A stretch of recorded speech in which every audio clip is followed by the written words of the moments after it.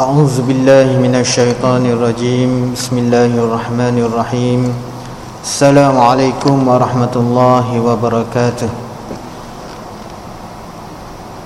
الحمد لله رب العالمين والصلاة والسلام على أشرف الأنبياء والمرسلين وعلى آله وصحبه أجمعين سبحانك لا علم لنا إلا ما علمتنا إنك أنت العليم الحكيم ولا حول ولا قوة إلا بالله العلي العظيم ولا حول ولا قوة إلا بالله العلي العظيم ولا حول ولا قوة إلا بالله العلي العظيم قال رب اشرح لي صدري ويسر لي أمري واحلل عقدة من لساني يفقه قولي رب يسر ولا تعسر رب تمم بالخير يا كريم أما بعد الحمد لله ثم الحمد لله ثم الحمد لله.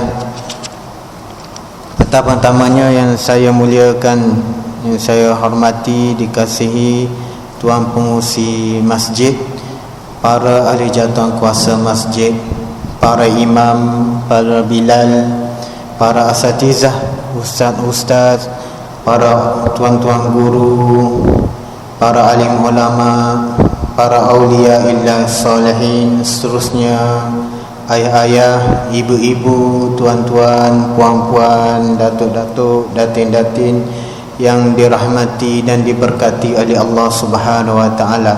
Alhamdulillah, pertama dan selamanya kita merafakkan kesyukuran kepada Allah Subhanahu wa taala kerana dengan limpah kurnia hidayahnya, dengan limpah kurnia taufiknya, dengan limpah kurnia keizinannya, inayahnya, dapat kita sama-sama menunaikan salat fardu maghrib secara berjamaah, dan dapat kita sama-sama masih lagi Allah beri peluang dan ruang untuk kita dengan nikmat iman dan Islam untuk terus kita beribadah kepada Allah Subhanahu wa taala, untuk kita terus sujud kepada Allah Subhanahu wa taala, untuk kita terus mungkin bertilawah, membaca Al-Quran, berzikir dan melakukan ibadah-ibadah. Mudah-mudahan apa yang diberikan oleh Allah menjadi satu keberkatan dalam hidup kita, menjadi satu kerahmatan daripada Allah Subhanahu wa taala. Amin ya rabbal alamin. Alhamdulillah. Jadi pada malam ini saya sebagai menggantikan Dr. Farid kerana dia tak dapat datang atas urusan yang tidak dapat dielakkan. InsyaAllah mudah-mudahan apa yang kita dengar malam ini, apa yang kita kongsikan bersama-sama malam ini menjadi satu titik pedoman ataupun satu titik menambahkan lagi benih ketakwaan kita kepada Allah Subhanahu wa taala, menambahkan lagi keimanan kita kepada Allah Subhanahu wa taala, insya-Allah. Amin ya rabbal alamin. Dan kali ini saya kali kedua lah dijemput bersama-sama dengan tuan-tuan, puan-puan sekalian untuk sama-sama kita berkongsi, untuk sama-sama kita mendengar pesanan daripada Rasulullah sallallahu alaihi wasallam. Pada malam ini pada malam ni insya-Allah sama-sama saya suka nak petik satu hadis kita kongsi bersama. Hadis ni hadis yang dinukilkan oleh Imam An-Nawawi rahimahullah, yang dikarang dalam kitab dia, kitab hadis 40 hadis. Dan hadis ni hadis yang pertama sempena dengan ma'al hijrah, sempena dengan tahun baru. Kita ambil satu hadis daripada Rasulullah sallallahu alaihi wasallam. Hadis yang pertama, hadis berkenaan dengan niat dan hijrah.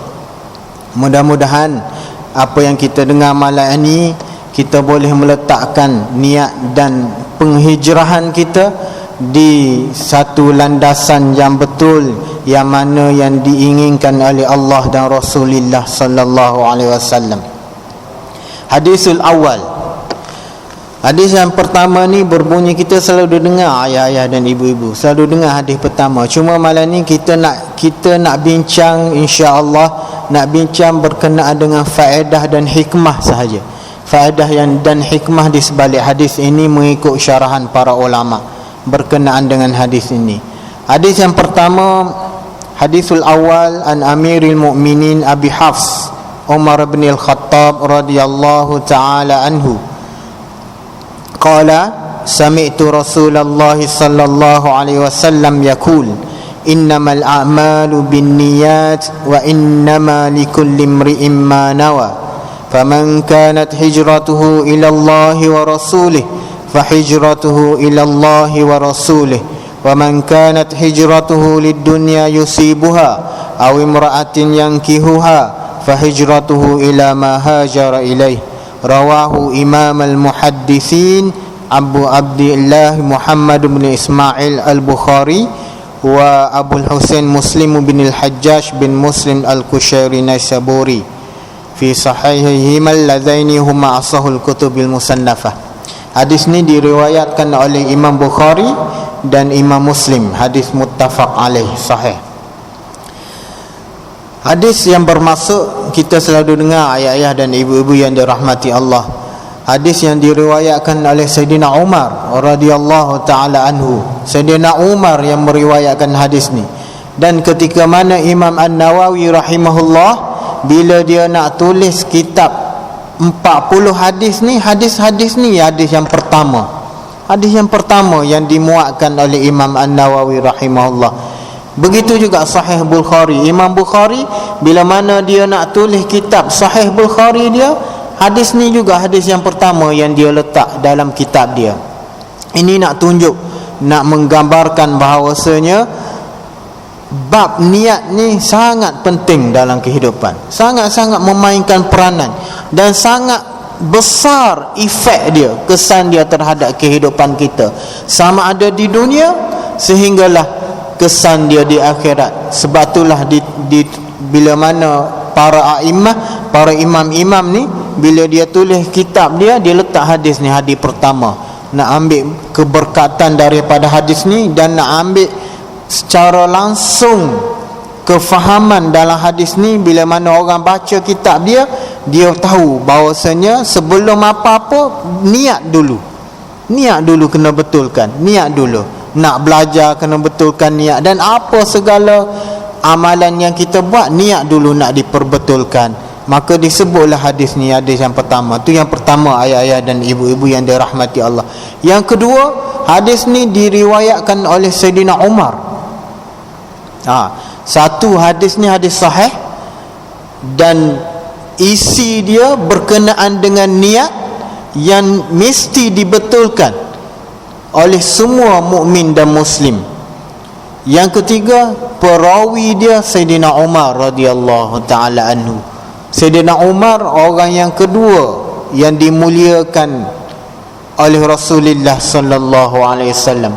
Wa kana afdalus sahabati ba'da Abi Bakr radhiyallahu taala anhu.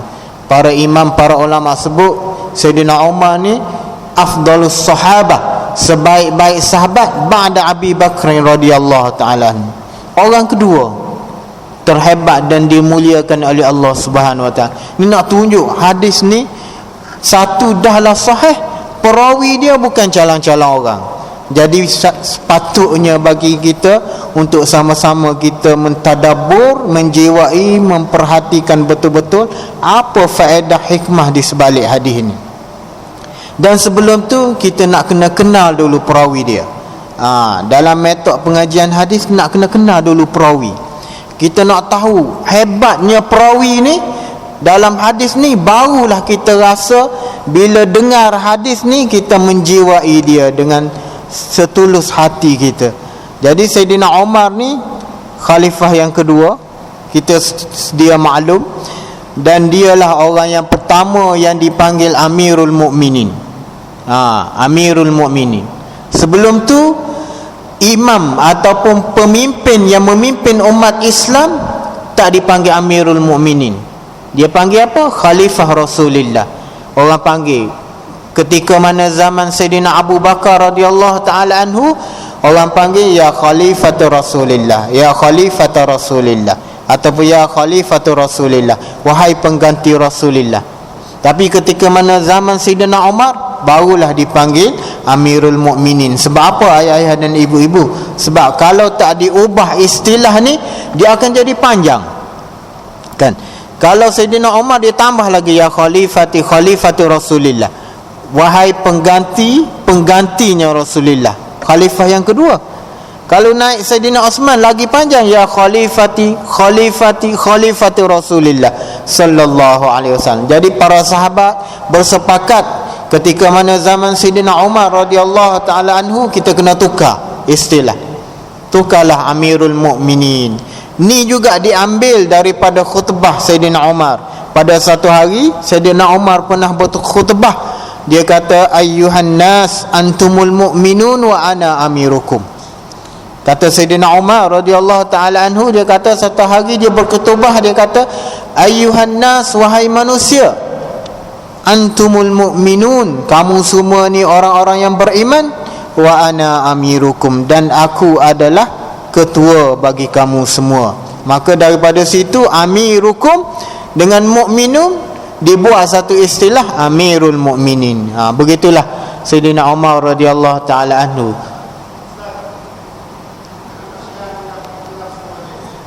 Apa?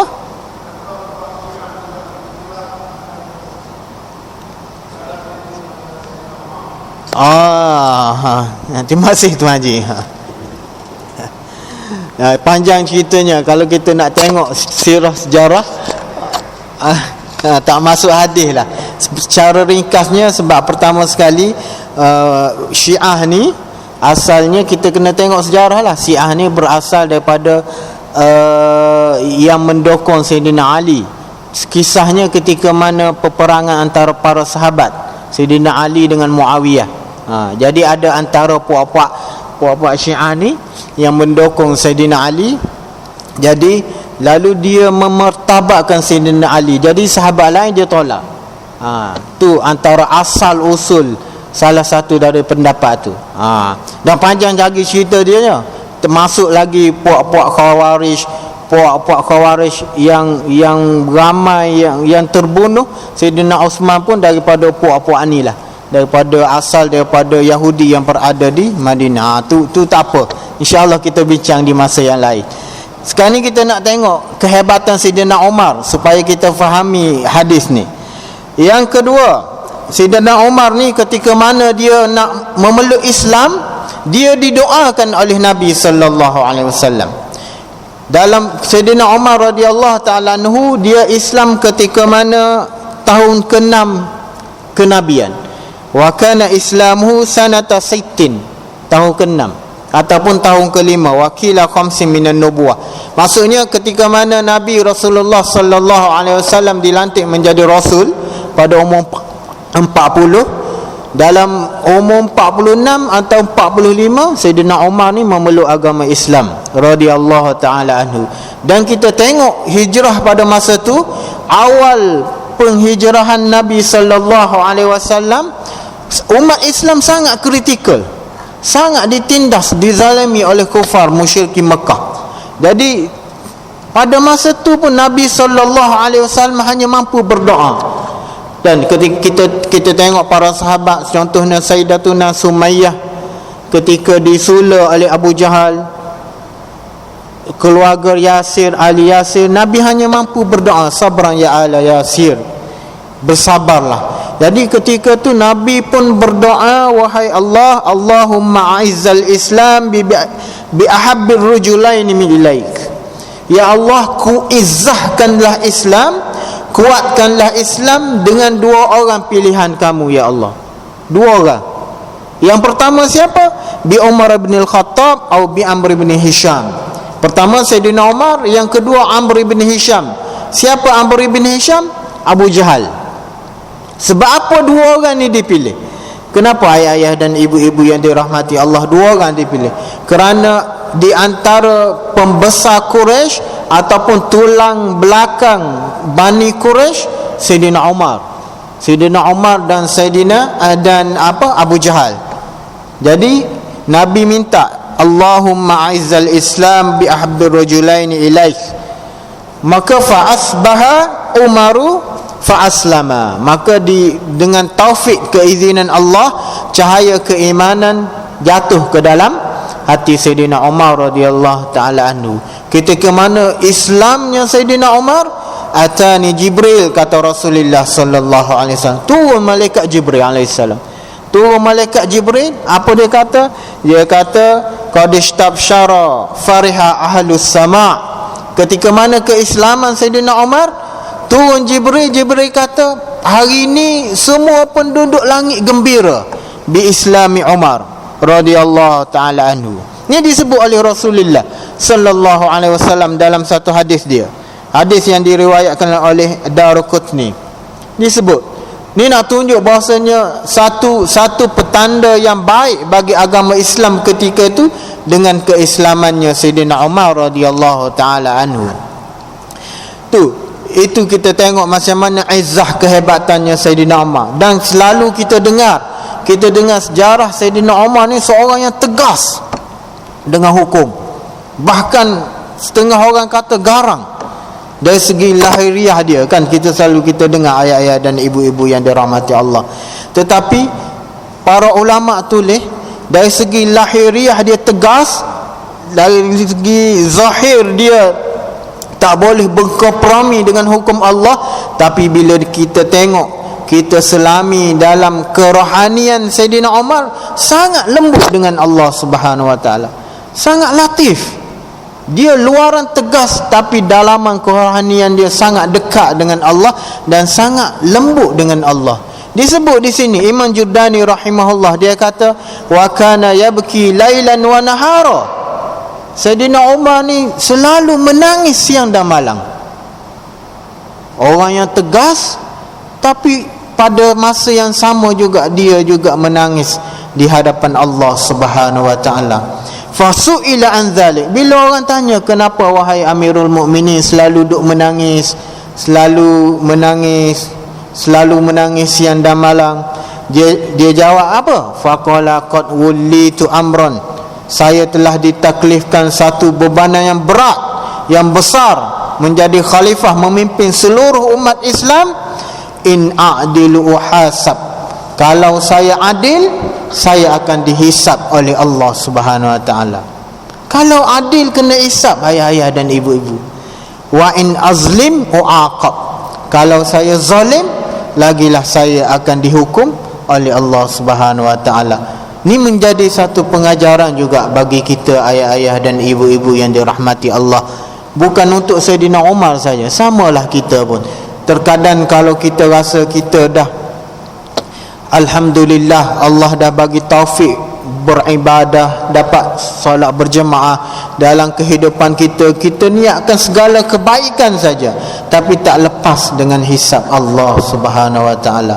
Apatah lagi kalau kita menzalimi, mulut kita tidak jaga pandangan kita, wal-iyadzu billah, dan itu akan dihisab dan dihukum oleh Allah Subhanahu Wa Taala. Sebab itulah dia duk menangis.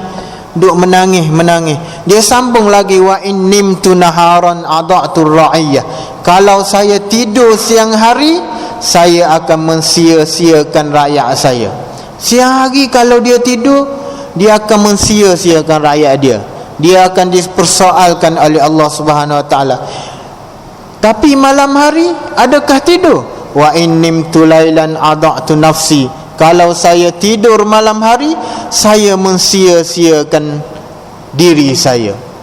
Ni nak tengok ayah-ayah dan ibu-ibu yang dirahmati Allah, bagaimana pemikiran dan fikiran orang salafus salih, orang soleh dulu, orang-orang yang baik, para sahabat, para tabi'in. Kehidupan dia meletakkan akhirat segala-galanya melebihi dunia.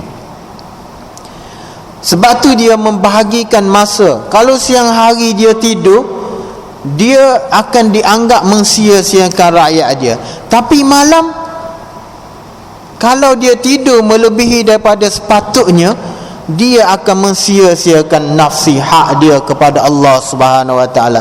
Jadi sebab itulah Sayyidina Umar dan para sahabat yang lain dan para tabi'in yang lain, pada malam hari dia akan mengkhususkan waktu untuk bermunajat kepada Allah Subhanahu Wa Taala. Itulah Sayyidina Umar, walaupun tegas, walaupun orang kata kuat pada zahirnya, tapi dia segi kerohanian sangat dekat kepada Allah Subhanahu wa taala, sangat lembut dengan Allah Subhanahu wa taala.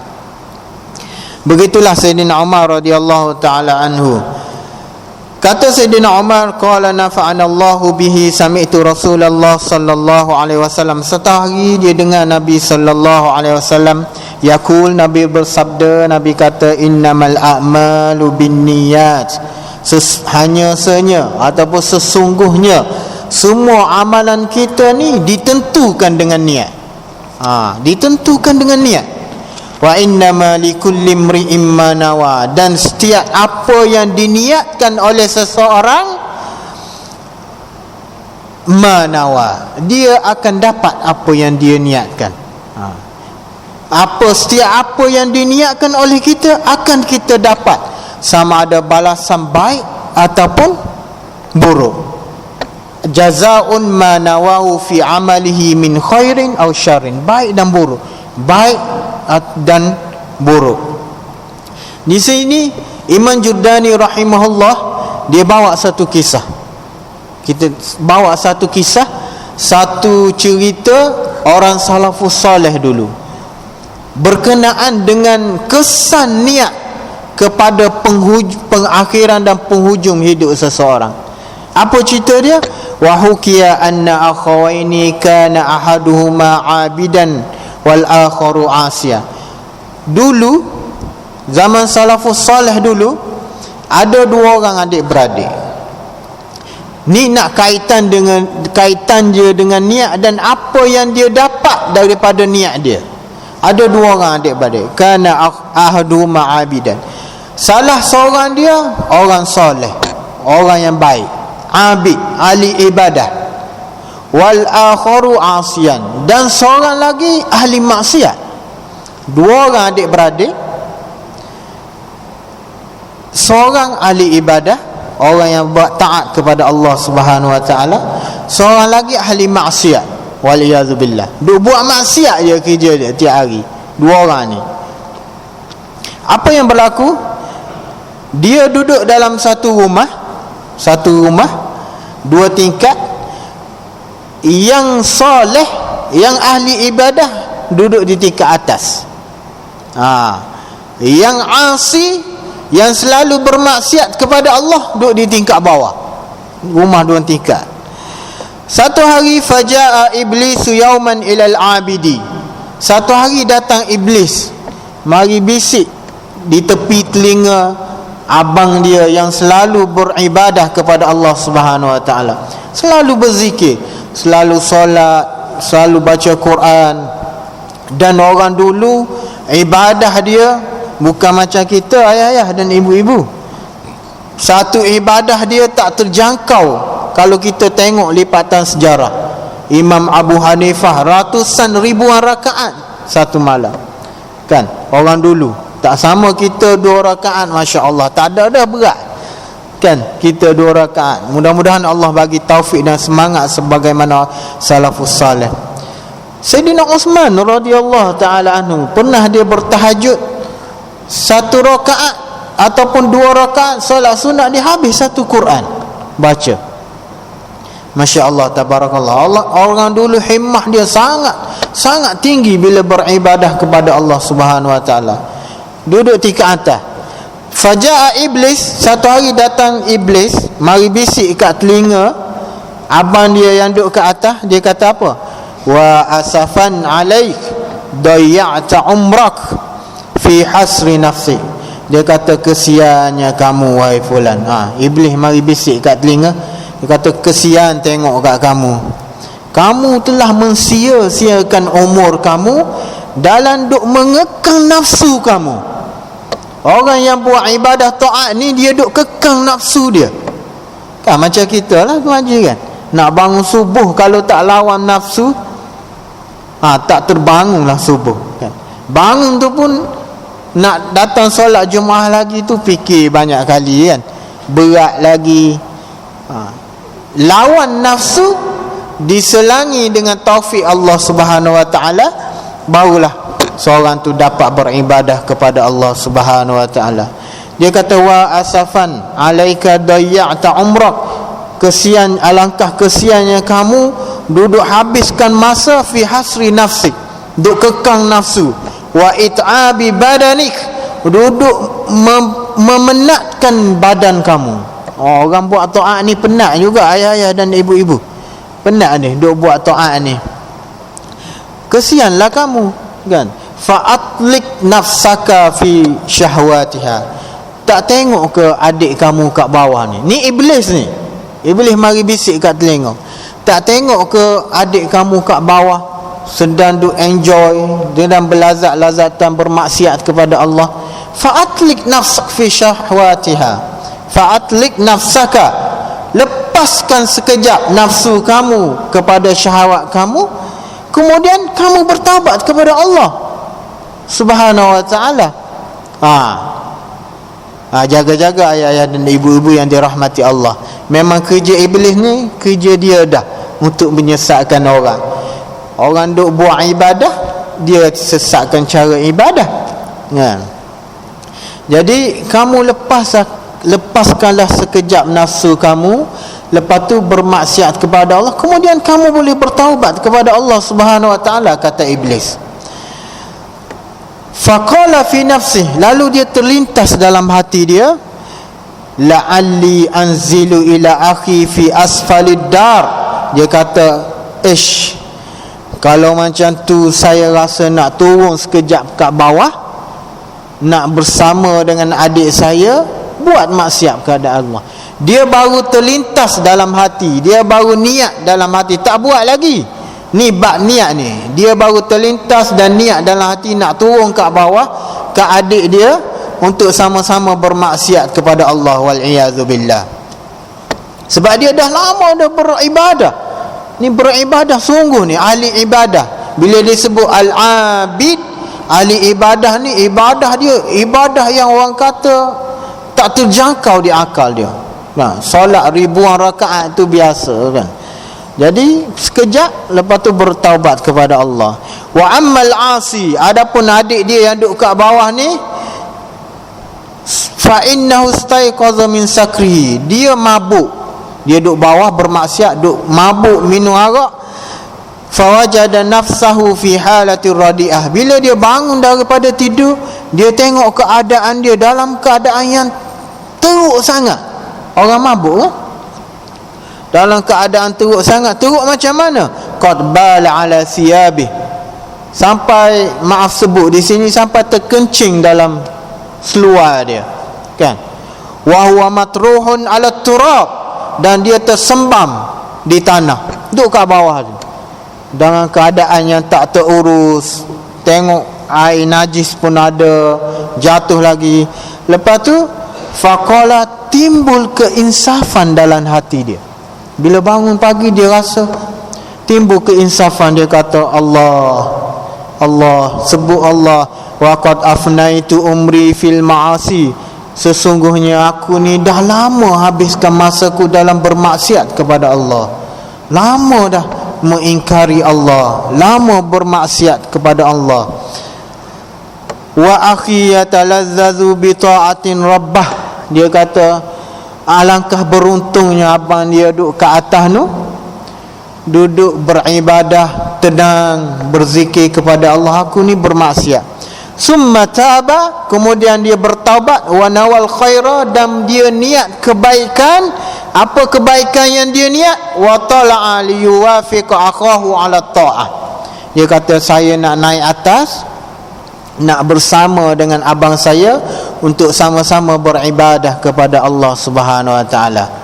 Yang abang dia tadi beribadah niat nak buat maksiat, lama dah beribadah niat nak buat maksiat. Adik dia kat bawah rasa keinsafan, bertaubat, rasa nak naik atas untuk sama-sama beribadah dengan abang dia. Wa nazala akhuhu ala niyatil ma'siyah, maka turunlah abang dia daripada atas ke bawah dengan niat nak buat maksiat kepada Allah Subhanahu wa ta'ala, wal iyadzu billah. Niat nak buat maksiat, dah ibadah lama dah ni. Lepas tu fasaqata ala akhi, yang bawah nak naik atas nak buat ibadah. di pertengahan tangga. Macam cerita drama pula kan Tuan Haji. Macam drama. Ni disebut cerita ni dalam oleh Imam Judani rahimahullah dalam kitab. Di pertengahan fasaqata ala akhihi fawaqa'a mayyitan. Yang atas tu ketika nak turun, yang bawah nak naik ni tersadung kaki, jatuh atas.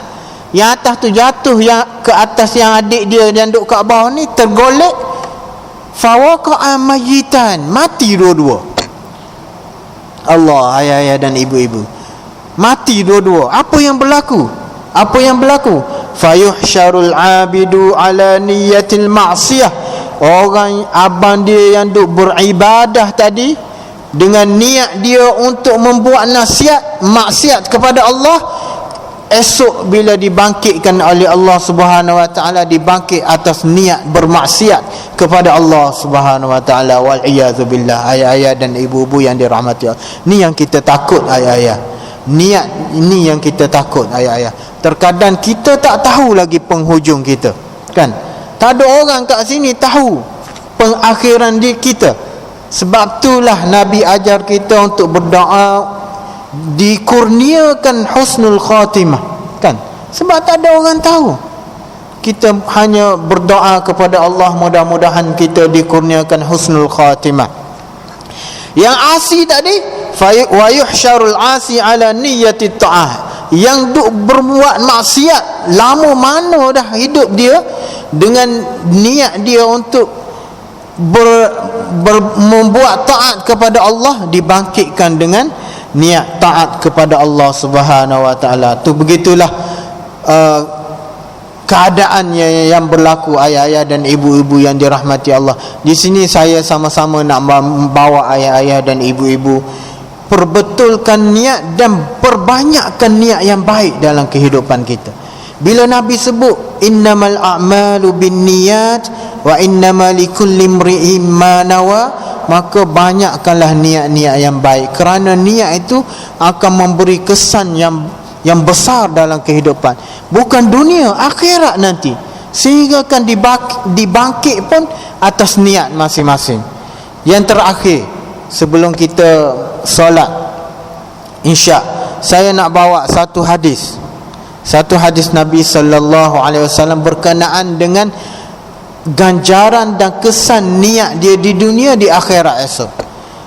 Kata Nabi sallallahu alaihi wasallam, dia kata apa? Innahu yu'ta bil 'abdi yaumal qiyamah. Esok di hari akhirat, di hari penghitungan amalan, ketika mana Allah bentang semua amalan kita di dunia, dan semua orang boleh tengok ayah-ayah dan ibu-ibu. Semua orang boleh tengok. Ada seorang hamba ni di hari kiamat esok, fayudfa'u lahu kitabun. Datang kitab amalan dia, diberikan kitab amalan dia, fayukhadhahu biyamini. Diambil dengan tangan kanan. Diambil dengan tangan kanan di akhirat esok. Jadi bila ada di sana lebih kurang 14 tahun. Bila amalan ni diambil dengan tangan kanan, tu menunjukkan satu petanda baik, kan disebut dalam Quran, wa amma man utiya kitabahu biyaminih fasawfa yuhasabu hisaban yasira, kata Allah, kan. Orang-orang yang diberi kitab amalan dia dengan tangan kanan, maka dia akan dihisab dengan hisab yang senang. Masa dipermudahkan hisab dia. Dia ambil. Bila ambil seorang hamba ni di akhirat esok, bila dia ambil kitab amalan dia di sebelah kanan, kata Nabi sallallahu alaihi wasallam, dia buka kitab dia, dia dapati fayajidu fihi hajjan. Dia buka kitab amalan dia, dia tengok ada pahala haji. Ada pahala haji. Wa jihadan, pahala jihad lagi penuh dalam kitab amalan dia ni. Tengok ada pahala haji, ada pahala jihad, wa sadaqatan, sedekah penuh, kan? Sedekah penuh. Sedekah dekat Masjid At-Taqwa, kan? Sedekah dekat Mahat Tahfiz, sedekah penuh dengan sedekah. Wa ma fa'alaha, dan dia tak buat pun atas dunia. Dia buka kitab amalan dia, Nabi SAW sebut ni, satu keadaan yang berlaku di akhirat esok, buka amalan penuh dengan pahala. Wa ma fa'alaha, dia tak buat pun. Di dunia dulu dia duk fikir, tak pergi pun haji kan, tu haji. Kat sini alhamdulillah semua dah berkunjung ke Baitullah. Hamba ni dia tak pergi pun, kat dunia rasa tak pergi haji. Wa jihadan, pahala jihad lagilah tak pergi kan. Nak jihad kat mana kan? Nak jihad pun takut tak ada. Wa sadaqatan, sedekah dia tengok tak ada pun. Fayaqul, dia pun berkata di hadapan Allah Subhanahu wa taala, hadza laisa bikitabi. Dia kata, ya Allah, kitab ni bukan kitab aku ya Allah. Tawaduk dia. Bukan kitab dia kata. Bukan kitab aku ni ya Allah. Sebab rasanya tak pernah ke haji kan, bukan kitab aku. Fa inni ma fa'altu syai'an min dhalik, saya tak pernah buat pun apa dalam ni, dalam kitab amalan ni. Apa yang Allah jawab? Apa yang Allah jawab? Fa yaqulullahu ta'ala, kata Allah, hadza kitabuk, ni kitab kamu wahai fulan, kitab kamu ni. Li'annaka ishta umran tawilan. Kenapa kitab dia? Kerana Allah kata, kerana kamu ketika mana duduk di dunia dahulu, ishta umran tawilan, dengan umur kamu yang panjang, wa anta taqul, kamu pernah berkata, kamu pernah berniat, kamu pernah berazam, lau kana li malun hajajtu minhu. Ya Allah, kat dunia dulu dia pernah berusaha, pernah berazam, pernah berniat, ya Allah, kalau aku dikurniakan dengan harta, insya-Allah aku akan pergi menunaikan ke Baitullah. Ayah-ayah dan ibu-ibu yang dirahmati Allah, lau kana li malun, kalaulah aku ada harta ya Allah, tasaddaqtu minhu, aku akan bersedekah di jalan Allah ya Allah. Ni bukan saja-saja sebut kat mulut ayah-ayah dan ibu-ibu. Ni memang keazaman dan niat dia betul, dia nak buat. Maka Allah kata, fa'araftu dzalika min sidqi niyyati, dan aku tahu, kata Allah, dengan tulus ikhlas benarnya niat kamu, wa a'taituka thawaba dzalika kulli, aku bagi semua pahala yang kamu niatkan masuk dalam buku amalan kamu, ayah-ayah dan ibu-ibu yang dirahmati Allah. Dalam hadis ni, satu nak sebut, satu kita nak tahu yang power niat ni, satu nak bagi tahu kesan niat dalam kehidupan kita. Kalau seseorang tu walaupun dia memperbanyakkan niat kebaikan, tapi tak sempat nak buat, mati dulu, insya-Allah Allah ganjari pahala dengan niat dia. Tu yang pertama. Yang kedua, nak tunjuk rahmatnya Allah Subhanahu wa taala terhadap hamba-Nya. Begitu kasih dan sayangnya kepada hamba-Nya. Nak tunjuk Allah begitu rahmat kepada hamba-Nya. Dengan niat saja dah diganjari pahala. Dan kita kuliah yang sebelum ni saya pernah sebut, kita pernah sebutkan, kalau kita fikir macam mana rahmatnya Allah, tengok saja dalam nilaian amalan bila nak diganjari kepada Allah, dalam perbandingan antara amalan baik dan amalan buruk kan. Dalam hadis Nabi SAW sebut, bila seseorang tu dia niat saja nak buat baik, Allah dah catat satu kan, dah catat satu. Tapi bila niat nak buat jahat, Allah catat ke? Tak catat lagi. Ayah-ayah dan ibu-ibu yang dirahmati Allah, yang baik bila buat diganda, yuktabu lahu bi asyri amsalihha, 10, terkadang beratus-ratusan, mengikut rahmat dan kurniaan Allah. Tapi benda yang tak elok, yang jahat, bila orang buat 10 juga ke ayah-ayah dan ibu-ibu?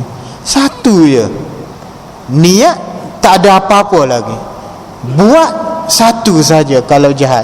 Tapi yang baik niat dah dapat, buat diganjari 10. Bahkan yang jahat tadi, kata para ulama, Imam Judani ada sebut juga dalam kitab dia, dia kata yang buat jahat pun bila buat tak ditulis lagi satu, ditunggu dulu satu fatrah, tunggu dulu masa, tengok kemungkinan dia akan bertaubat kepada Allah Subhanahu Wa Taala.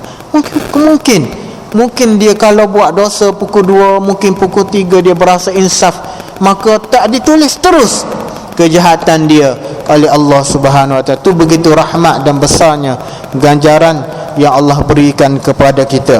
Satu lagi yang terakhir berkenaan dengan niat ni, kata Nabi sallallahu alaihi wasallam wa fil hadis, niyatul mu'min ablagu min amali.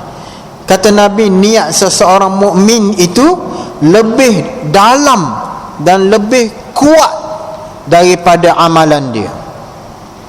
Wa niyatul fajir syarrun min amalih. Sebab apa ayah-ayah dan ibu-ibu? Dalam hadis lain Nabi sallallahu alaihi sebut, innallaha azza wa jalla la yu'tiyal 'abda 'ala niyyatihi ma la yu'tihi 'ala amalih. Ada satu keadaan yang Allah beri lebih pada niat seseorang melebihi daripada perbuatan dia. Fahamkah ayah-ayah ibu-ibu? Maksudnya niat tu terkadang kadang-kadang dalam satu keadaan tu lebih lagi daripada amalan dia. Sebab apa? Sebab satu hadis Nabi sallallahu alaihi wasallam sebut macam ni. Sebab apa? Sebab li'anna niyata la riya'a fiha. Kerana niat seseorang tu dia tak bercampur gaul lagi dengan riak. Kan? Orang nak buat satu-satu amalan, bila dia niat, dia dah riak ke? Nak riak macam mana orang tak tahu lagi. Kan? Dia baru niat dalam hati, orang tak tahu lagi amalan dia. Jadi li'anna niyata la riya'a fi wal amalu yukhalituhu riya'. Tapi kalau amalan ni kemungkinan dia akan bersekali dengan riya'. Kalau amalan kemungkinan. Jadi bila dilihat dari sudut pandang tersebut, maka niat seorang mukmin tu ablagu min amali, lebih power, lebih mendalam daripada amalan dia. Begitulah bab niat kita. Mudah-mudahan ayah-ayah dan ibu-ibu yang dirahmati Allah, mudah-mudahan sempena ma'al hijrah, sempena dengan tahun baru ini, hijrah Islam, kita letakkanlah niat, perbanyakkanlah niat yang baik, perbanyakkanlah niat yang baik, keazaman kita untuk melakukan ibadah, melakukan kebaikan, melakukan kebajikan kepada Allah Subhanahu wa taala. Tak ada masa dah nak fikir benda-benda yang tak elok, kan? Kalau kita tengok dalam Facebook sekarang, Masya Allah, Tabarakallah, komen-komen sampai tak terjangkau diakalkan. Tak ada masa dah. Sekarang banyakkanlah niat-niat yang baik. Mudah-mudahan Allah ganjari kita dengan pahala yang berlipat ganda. Allah rahmati kita, Allah bimbing kita, Allah beri hidayah kepada kita, dan Allah kurniakan husnul khatimah kepada kita. Saya rasa setakat itulah dulu. Segala kekurangan saya memohon kemaafan kepada ayah-ayah dan ibu-ibu. Yang baiknya kita sandarkan kepada Allah Subhanahu wa taala, yang kesilapan dan kesalahan kita memohon ampun kepada Allah Subhanahu wa taala. Wabillahi taufiq wal hidayah. Wassalamualaikum warahmatullahi wabarakatuh. A'udzubillahi minasyaitonir rajim. Bismillahirrahmanirrahim. Alhamdulillahi rabbil alamin, wassalatu wassalamu ala asyrafil anbiya'i wal mursalin wa ala alihi wa sahbihi ajma'in. Allahumma 'allimna ma yanfa'una wanfa'na bima 'allamtana birahmatika ya arhamar rahimin. Allahumma akhtim lana bihusnil khatimah wa la takhtim alaina bisu'il khatimah. Rabbana atina fid dunya hasanah wa fil akhirati hasanatan wa qina adzaban nar. Sallallahu ala sayyidina Muhammad wa ala alihi wa sahbihi ajma'in. Walhamdulillahi rabbil alamin. Taqabbalallah.